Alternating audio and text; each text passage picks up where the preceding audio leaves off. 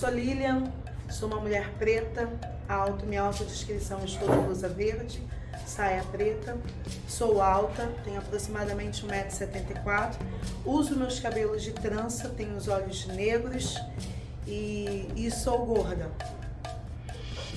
Hoje eu vou relatar uma experiência que eu tive sobre a questão da minha etnia, a questão da minha cor, que eu tenho muito orgulho por sinal.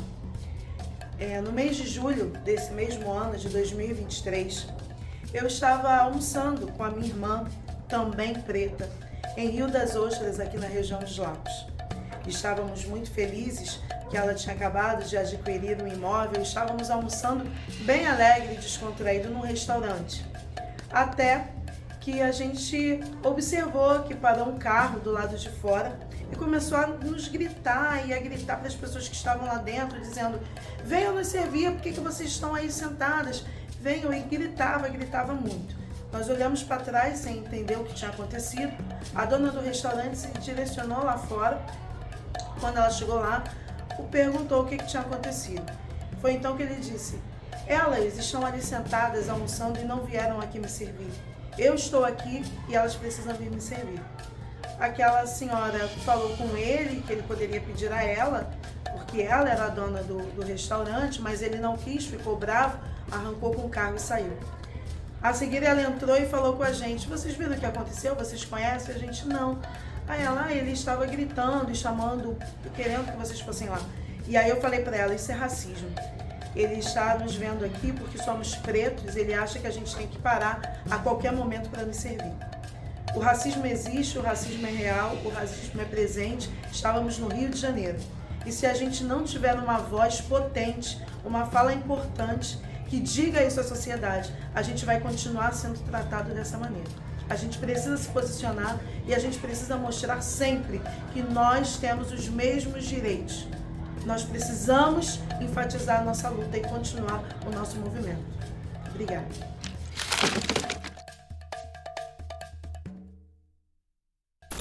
Olá, meus queridos, tudo bem? Eu sou o professor Caruana Nanguatara, aqui da nossa escola Vera Lúcia Chaves da Costa. Eu sou homem, alto, da cor de pele clara, e hoje eu estou vestindo uma blusa listrada, azul e branca. Ela tem gola e com mangas curtas. Ok? Bem, então hoje estou aqui para falar um pouco da minha experiência nessa temática tão importante nessa semana, na Semana da Consciência Negra. O meu relato é relacionado à minha formação. Vocês devem estar muito curiosos, um professor chamado Caruana Nanguatara, mais branco, falando sobre a questão negra. Sim, é muito importante todos trabalharem essa temática. Essa temática, em mim, está na minha formação. Desde lá da faculdade, na minha formação de professores lá, me formando em pedagogia, as práticas relacionadas à questão afro-brasileira, africana e indígena sempre estiveram presentes no nosso dia a dia escolar. E o porquê disso? Primeiramente, por conta da Lei 10.639, que fala justamente da formação e também da cultura afro-brasileira, africana e indígena na escola. Então todo professor precisa passar por esse tipo de formação. Só que no meu caso eu fui um pouco além. Por quê? Não parece, como na minha descrição, uma pessoa alta, branca, mas eu tenho descendência indígena. Meus avós são indígenas, inclusive a minha avó é aldeada. Então essa temática passa na minha vida, de certa forma. Então a minha formação foi voltada para isso. Sou formado em pedagogia pela Universidade Rural do Rio de Janeiro, formado em História também, e astronomia, né? Um curso completamente diferente do habitual que nós temos para a formação de professores.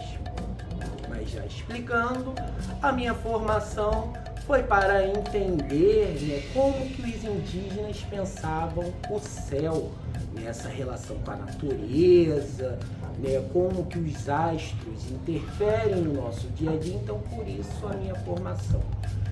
Eu acho muito importante o professor ele esteja bem informado na temática, né? Ele esteja bem antenado e principalmente que ele utilize práticas pedagógicas, né, específicas ao longo do ano para essa temática.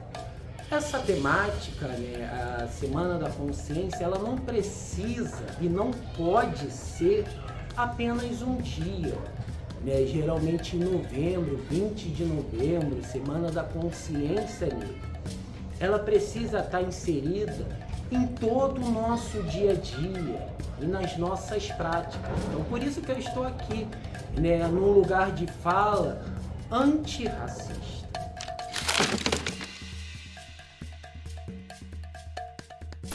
Olá, meu nome é Marta Cirino, eu tenho 49 anos, sou professora da Escola Municipal Vera Lúcia, no município do Rio de Janeiro. Estarei falando da minha autodescrição. Sou uma mulher preta, de olhos castanhos, tranças africanas pretas e estou aqui hoje para falar sobre o racismo. Sou filha de pais separados, fui criada por meu pai, que era também um homem preto, e também tive a influência de uma tia, que também era uma mulher preta, do interior de Minas Gerais. E nessa influência de meus pais, ou seja, do meu pai, a gente não entendia o que era racismo. Não tínhamos esse conhecimento. E naquele tempo, na época em que eu era criança, o racismo era uma coisa muito forte. Nem se falava sobre isso nas escolas. E eu lembro que quando pequena, tinha em média 11 anos, 12, já mocinha, eu fui até a casa dessa tia, pelo fato de eu não ter mãe, essa tia que trançava os nossos cabelos. E eu fui até a casa de minha tia, e essa tia resolveu fazer tranças em mim, porque eu gostava muito de tranças. Até hoje gosto muito de tranças. E essa tia fez várias trancinhas no cabelo, tranças com meu próprio cabelo. E eu não sabia, não tinha entendimento, talvez pela minha idade, ou por falta de informação daquele tempo, nem os nossos pais pretos falavam sobre isso. Eu ouvia muitos os termos, cabelo duro, neguinha, macaca, e aquilo eu percebia que machucava, mas eu nunca havia passado por essa situação. No dia que eu tive meus cabelos trançados por minha tia, eu fui brincar na rua com meus irmãos, meus primos, e veio um adulto, um homem adulto, e ele olhou para mim e falou: "Nossa, olha a medusa!" E eu levei um susto muito grande, porque na década de 80, quando esse fato aconteceu, Medusa estava em alta, era uma mulher monstro que tinha os cabelos cheios de cobra.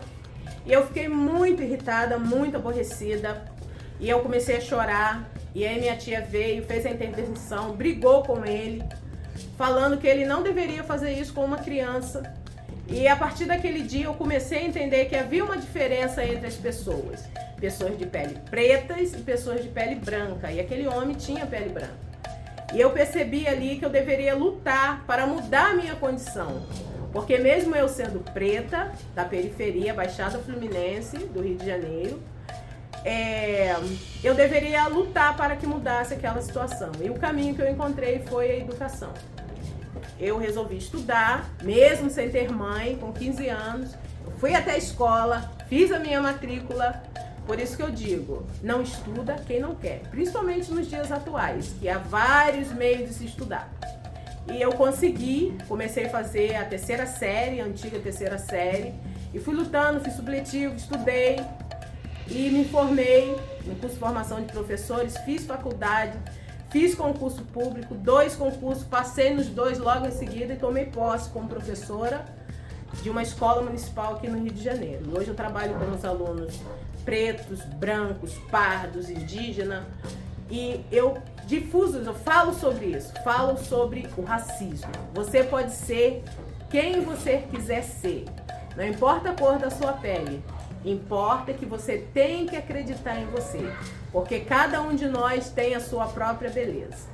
E nós iremos trabalhar sempre para combater o racismo e o preconceito, porque todos nós somos especiais da forma que somos. Um abraço.